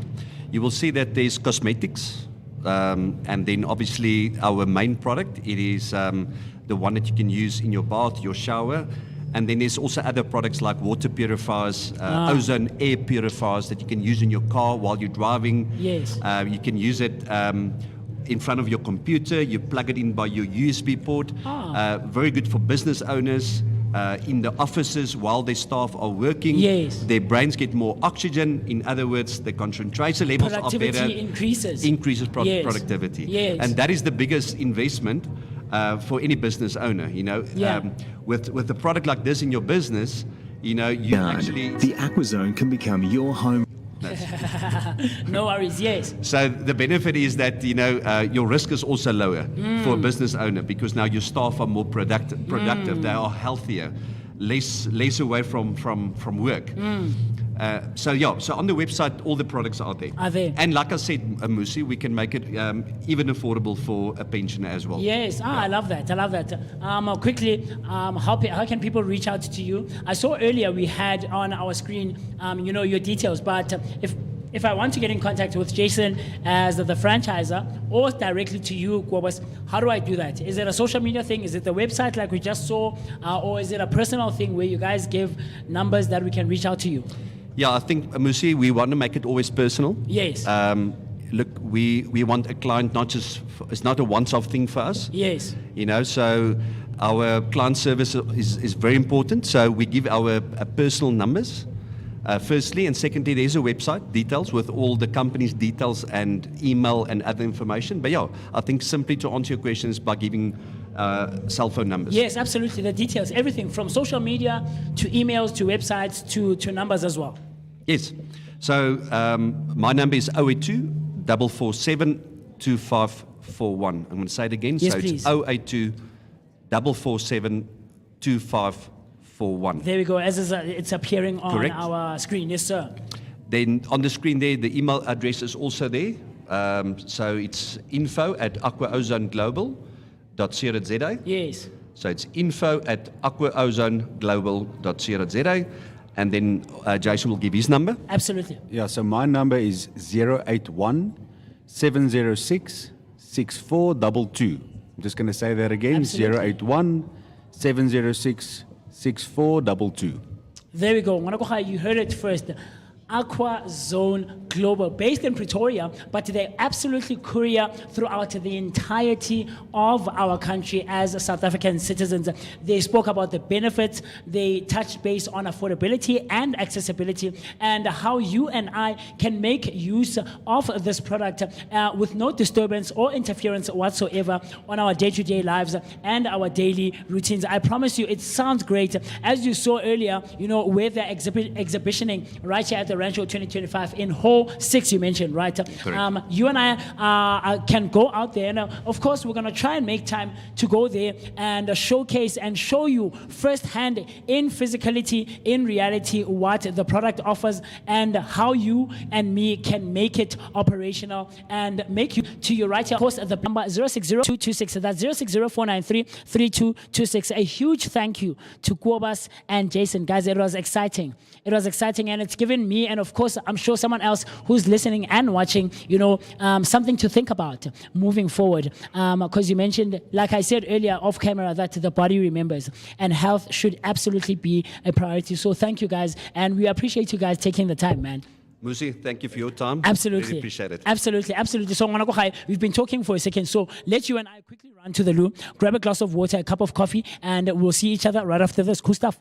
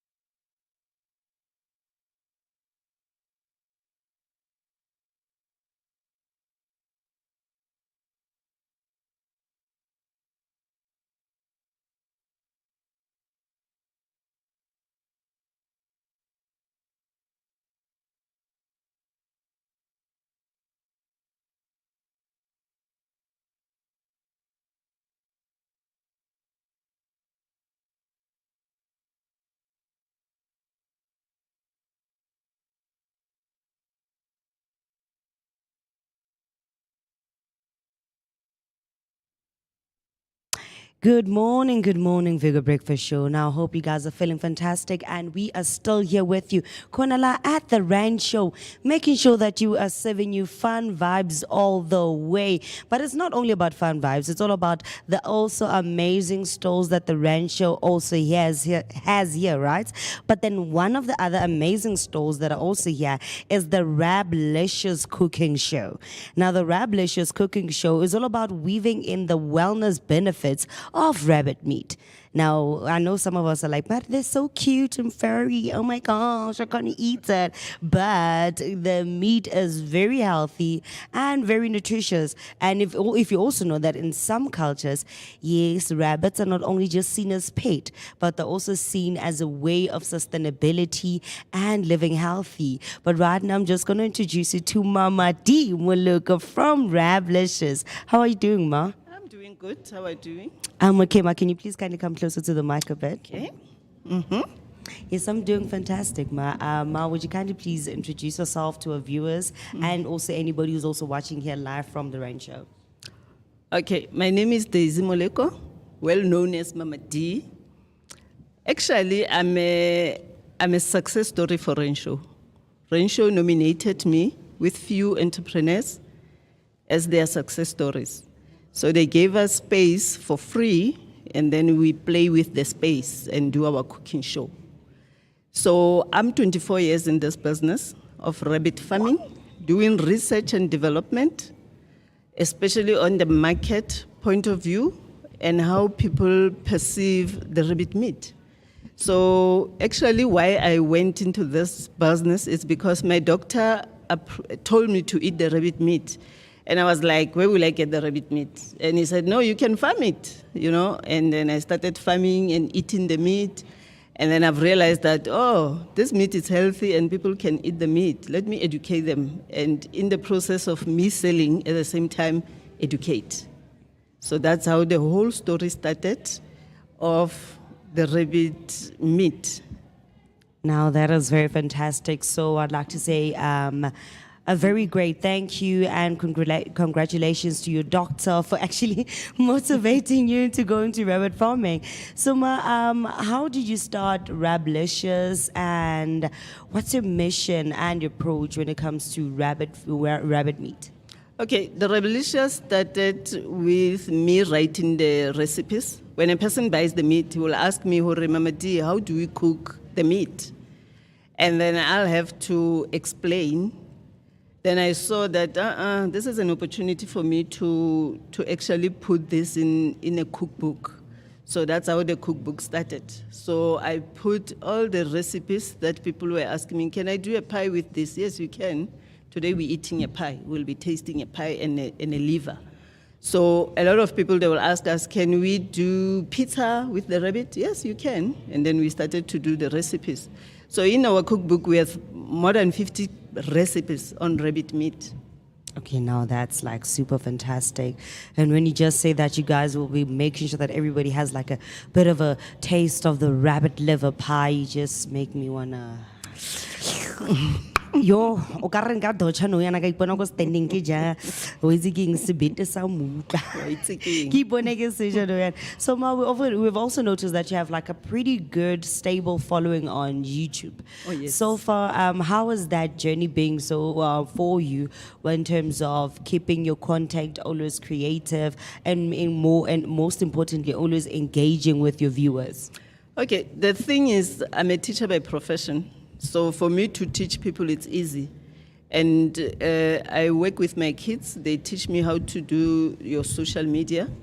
So although because I'm the one who every rabbit farmer. So I will teach them how to teach my audience how to farm rabbits, how to take care of rabbits, how to feed rabbits, and how to make rabbits multiply, because our rabbits are in cages. We are on commercial rabbit farming. We're not hobbying. We're not doing your pets because we have different types of rabbits, which is a pet. It's Ankuntlunkwale Enyenyana. We call it the Netherlands dwarf. That's a pet. We can't eat the pet meat as well. It's not nice. Then we have the caged rabbit, which is the New Zealand white, the one that we farm with. So the New Zealand white is rabbit, it's for meat, and they can give you a lot of babies as well.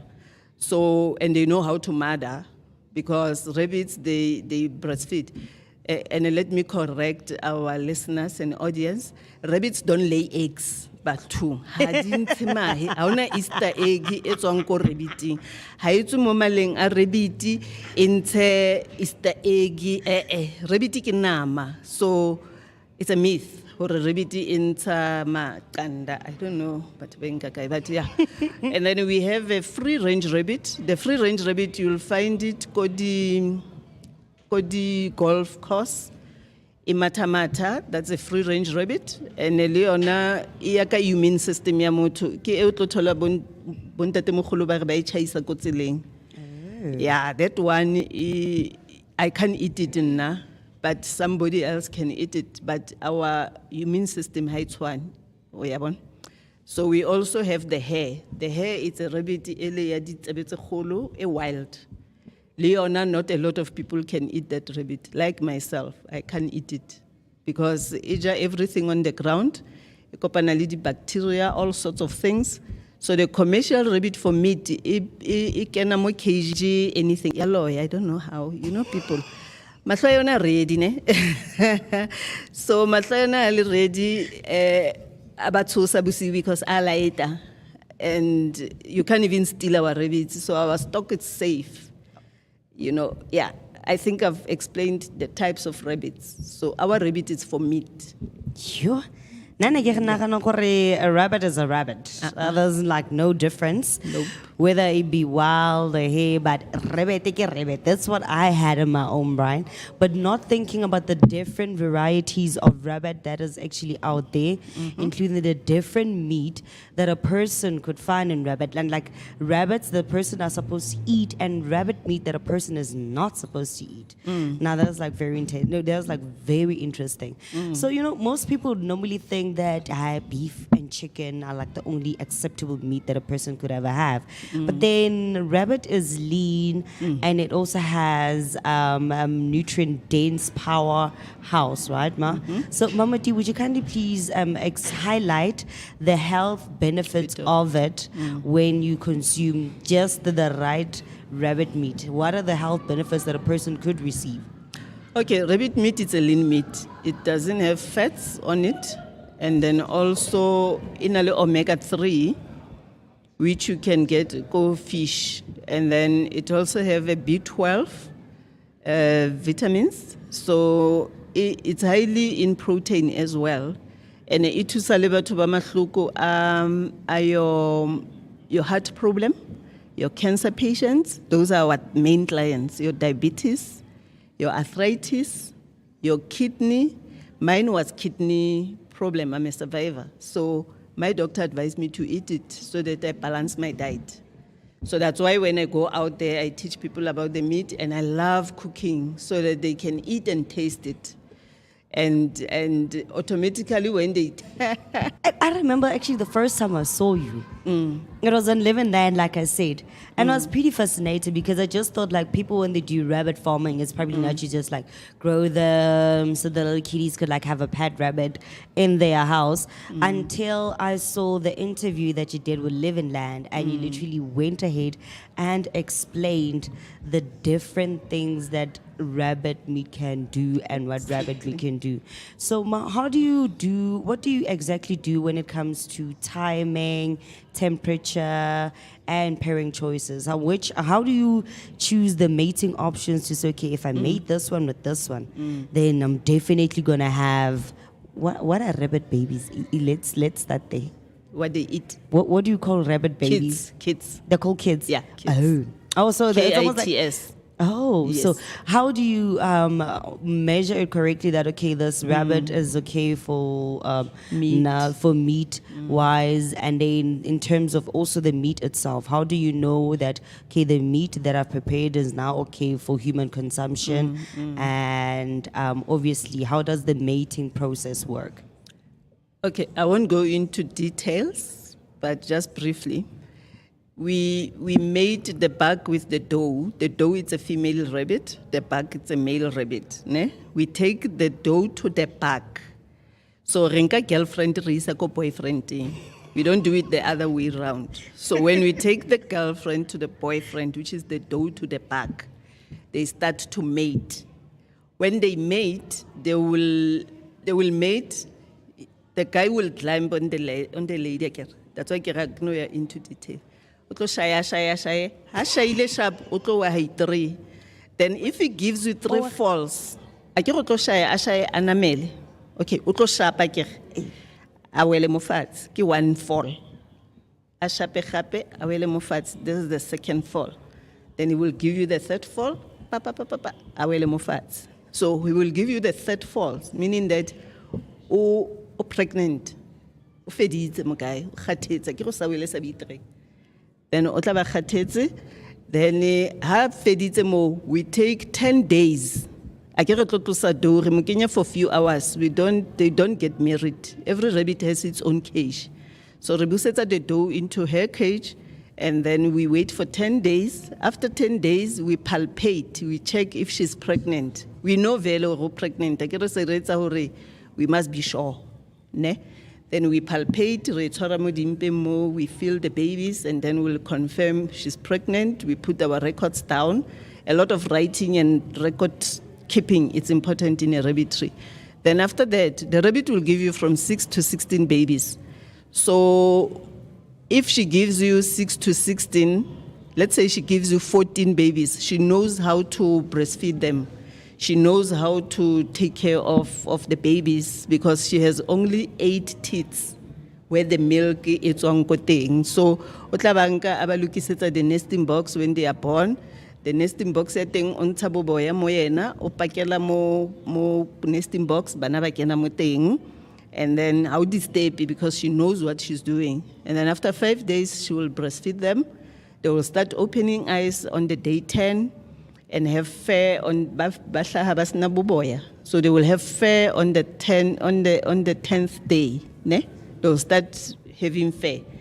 Then we feed them and the mother for a month. After a month, we remove them from the mother. We put them in their weaning cage.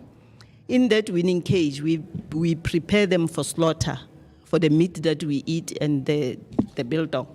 Ne? So we also make sure that when our farmers, we train farmers and then they give us the meat, we also have our own meat, but we test the meat to make sure that the meat is the correct meat. Oh, just before they sell Just before the selling, yeah.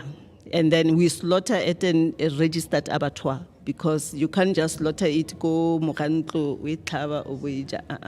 You need to slaughter it at an abattoir, it be frozen, hard frozen.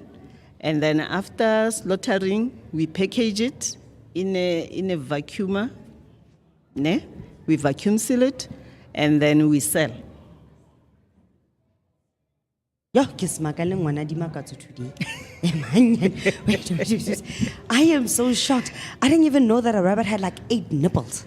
Yeah, it has 8 nipples, and then it also have 2 ovaries, but it will use 1 womb for the first litter. And then sometimes it uses both because when it gives you like 12, 14, 12, 16, 12, 14, 16, it uses both. Then bana batlotswa at the same time. Batswa ka di 1122, 1122, aba clean, aba kenya ko nesting boxes. So yeah.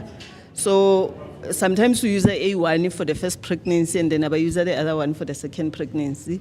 Sometimes both of them. So they're very interesting animals. I love working with rabbits. It's in my genes. The amount of shock I have on my face, the amount of knowledge I'm grasping. Can I be your apprentice?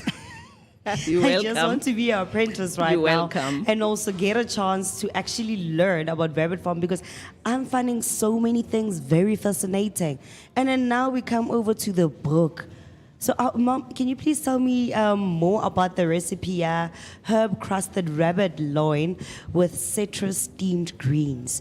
Now, how did you come with that recipe? That one is not in my book. Okay. We need to focus on the ones. Okay, what that in the recipes do you book. currently have on your book? No, let's go back. Yeah. What was your first Yeah. recipe? I want to learn how you fell in love with your first recipe, yeah. and then how was the experience, or how did people receive it when they first had a taste? Of the first one? Yes. Okay. The first one, it was the smoked rabbit. We smoked our rabbit, and then we used the honey as well to smoke the rabbit, and then we use our rab spices as well and sauces, our basting, to make that rabbit meat. It was nice. That was the first one, and a lot of people loved it because I think we sold about 500 carcasses while we were still in Vilagazi Street. At the box shop, we had a Rablicious restaurant there, and it was doing very well. So the first meat that attracted a lot of people was the smoked one. I didn't even know that you actually exhibited at the box shop, because I don't actually stay very far from Vilagazi Street. I'm like literally in Meadowlands. So I could have actually worked there. So Ma, would you also mind taking us through what we're actually seeing right here on your stand? I see the biltong that you've actually brought with you here. So would you kindly please explain what is going on in at your our section, so people Okay. can actually also walk past and Okay. actually have a taste of the amazing Rablicious food you have? The nice thing about our stall is that we're working with suppliers. We're working with people that supply us with products like your herbs, your spices, your cooking oil. We have the macadamia cooking oil. We have the moringa cooking oil. We have the honey. We have the jam. And then we have our biltong, obviously. And we have vegetables because we work closely with the farm, the Ekurhuleni Agricultural Farm College. So they supply us with vegetables. We cook with their green peppers, their chilies, their spinach, and their maize meal. Their maize meal. Yeah, I wanted to say the mealy meal. Yeah. So yeah, we collaborate with suppliers, and then in our cookbooks, especially the second cookbook, we will be having all their products promoted on our book, because when people come and buy the book, they want to buy the spices and sauces and cooking oil. So that's how we manage our stall today, and we use Peku. Peku, they also do our herbs and our cooking oil as well. So they are a wellness company because they don't use products that have a lot of acids and stuff. So they are natural products, are natural products. Organic, yeah. Because they use at their farms, they use our manure and urine of rabbit that's used as a fertilizer. I still wanted to ask more about that, a rabbit urine. Can you kindly please show the people who see what exactly is rabbit urine? Can I remove? Okay. Because I'm very curious about rabbit urine itself. I saw the bottle, I was like, but don't we just end off with the meat? Now we have the menu. Yeah, the rabbit urine. We have our rabbit urine. It's a they call it a foliar fertilizer. So it's nice with soil. It's nice with it's a pesticide as well. So a lot of farmers, they buy it in bulk. Today we just have a sample of how you can use it in your for your indoor plants. But we plant our spinach, our vegetables using the urine with the manure. With the manure. So the manure also, they are high in nitrogen, both of them. We normally combine them to make our compost as well. So they are very good with vegetables, and then we get a lot of farmers who buy in bulk to plant and prepare their soils for planting. So nothing is wasted in rabbit farming. Yo, Corey, everything is very resourceful. Yeah. Nothing stays left. And I see you also have the rabbit urine and 5-liter bottles over there. And they're also showing us the rabbit manure. It's a lot. Me, I just want to see the food. And No, the food will be ready today, don't worry. No, you'll eat. When you see Mama D, you see food. Mama D, it seems like I'm going to your house today. Mama, bye-bye. Okay, Ma, so can you also give us a deep dive in terms of basically how can a person sustain sustain their farm in case they want to start rabbit farming? What are the go-to procedures for starting their own rabbit farm? Okay. To start your rabbit farm, it's easy. You attend a school. We have a rabbitry academy in Benoni. You register, you pay your school fees, you attend. We teach you how to farm rabbits, and we give you rabbits so that we actually maintain our. Sorry about that. We actually maintain our genetics. So we have our genetics and our bloodline, and we make sure that our farmers, they produce the same meat that we produce at the farm.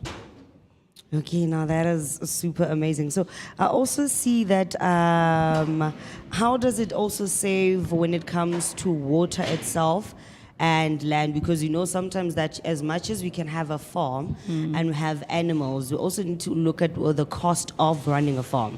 So is rabbit farming a bit more cost effective compared to like having your goats, your sheep, and a cow on the farm? Actually, it's not that expensive because you can start it in your backyard. We have farmers that are small, starting in the backyard and grow from there. So it's actually, I will say you invest more, but at the same time, when you farm with rabbits, it's not expensive because feed is not expensive. We have our own formula of feed. When we train our farmers, we share the formula with them so that they can manufacture their own feed. But we give them the same pellets, the same ingredients. And for you to start rabbit farming, let's say you start at the backyard, you start small, you grow from there, or you start at the farm. And then at a farm, it's nicer because you'll have access to water, access to space, because when you build for rabbits, you don't build a small space because they multiply faster. So you build a bigger space so that you can put more cages and more water supply because we need the urine for water when they drink water. So your water must be ready and must be clean because remember, after eating, they drink a lot of water. But a rabbit, it doesn't drink like liters of water a day. And 100 rabbits in a day, they give us like 25 liters of urine when they urinate. So they must drink water. And it's not expensive. It's a livestock that multiply quicker, but it's not expensive as well to maintain it. I don't know if I've answered you. No, you did.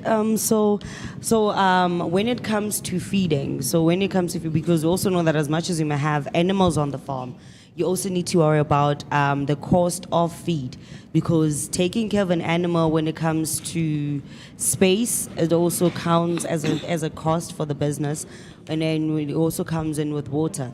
So, and then the most important thing is that you cannot say that you're farming animals yet you don't feed them. So when it comes to feeding costs, are the feeding costs for a rabbit in terms of rabbit farming much more cost effective compared to me farming cattle? Yeah, it's cost effective because rabbit, it eats the same meal when they are pregnant and after birth. The babies, they eat with their mothers and they breastfeed, so you don't spend a lot on feed. Like I said, we share the pellet, our formula of what you must put in the pellets with our farmers, because they eat pellets. Our rabbits, they don't eat cabbage, chili, or lettuce. And it's a myth that the rabbit must rely on the carrot. No. Carrot, it's a dessert. And normally when we take them long distance, we give them just a bit of a carrot. But it's not a meal at the rabbit tree. So it's basically a snack. It's basically a snack. Okay. Yeah. But in a commercial setup, no vegetables. We give them commercial pellets. Now that is very interesting, Mo. So when a person does rabbit farming, do I have to worry about allergies? What are the things to basically look out for that could affect my breed of rabbits or me farming a rabbit? Important question. It's a biosecurity. I normally say to the rabbits because they come with their perfumes, they come with their negative energies, so they will affect our rabbits. By the time you get out of our rabbitry, half of the rabbits are dead. So we don't want visitors. So we are very, very strict with the biosecurity. And when there's an outbreak, like in chickens, there's an outbreak, like the flu. Even us, we do have an outbreak. They call it HRDV. When there's an outbreak, we don't even allow your cow to come in. Even yourself, we meet at the gate, outside the gate. So we're very strict in our rabbitry. So rabbits are very super sensitive animals that any person could have around in terms of breeding and farming. Oh, now that's a lot. They need cleanliness. It's not to say they are very or extremely sensitive, but they need you to be clean. Your rabbitry need to be extremely clean. We must be able to drink tea and eat our lunch in your rabbitry. If it's smelly, you are not a good farmer. We disqualify you. You won't supply us. And the nice thing about us and our training, we buy back from our farmers because we have access to market. We supply the city deep fresh produce market with the rabbit meat. So they expecting 2 tons to 5 tons of rabbits every 3 months. So if we're having a farmer that is very lazy or that doesn't even produce what we want, we disqualify you. We're here to make money. It's high time now we're making money. I've been doing research. I've been doing research for a very long time. I want my money back.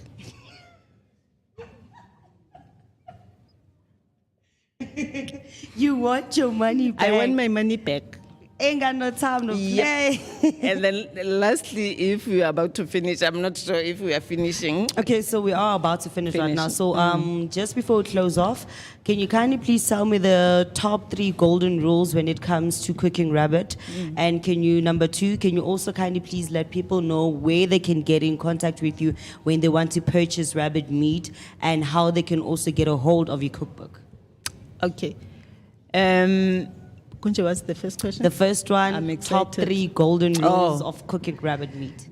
Top 3 is that the rabbit, it's a very lean meat, remember. You must always use oil when you cook with it and use herbs. We don't encourage spices because remember we said it's a healthy meat. So you must also buy a lean meat. Don't buy it with a lot of fats. And then the other thing, when you buy a rabbit meat for cooking, it must have a head on. If it doesn't have a head, you might be eating a cat. So it must have a head. When you buy the meat, it must have tlhogo moyona. We'll be bringing the samples on Monday. So you will see our meat in a tlhogo, packaged, so that you know you're eating rabbit meat, and you can buy our meat online. We use different courier services that deliver meat, frozen meat. So you can buy it on our WhatsApp. And then also the last question was. So the second question is, the last question is, where can people get a hold of your cookbook? Okay, our cookbook, we sell it via WhatsApp and via our website, rabbitryacademy.co.za. We've got our cookbook there and also books for rabbit farmers as well. We sell them there. And then also, we are on a mission of selling about 10,000 copies of our cookbook. We have already sold 1,000. Hey, 9,000 is a lot. Yeah, but you can buy it online on our website as well. And also here at the Randshow, you can come to our stall, place an order, and we deliver.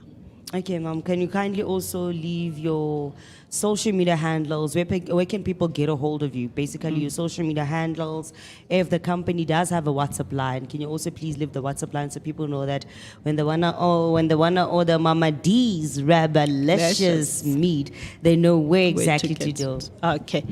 Our website is www.rabbitryacademy.co.za, and then we also have our Facebook page.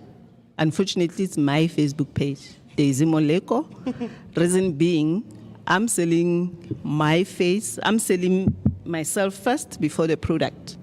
So it's Daisy Moleko, And then we've got Rabbitry Academy also, the Facebook page, and the Rabbitpreneurs.